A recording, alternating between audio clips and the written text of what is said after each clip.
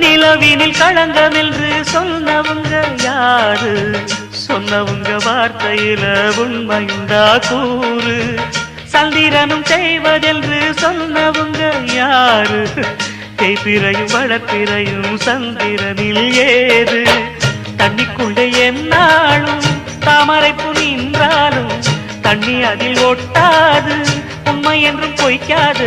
சீர்பழிகள் சொல்லவே ஆள் இருந்தா போதுமே, பட்டினியான போதிலும் பாவம் வந்து சேருமே. காலம் என்கிற தேவன் கையிலே ஆடும் பம்பரம் நாமே.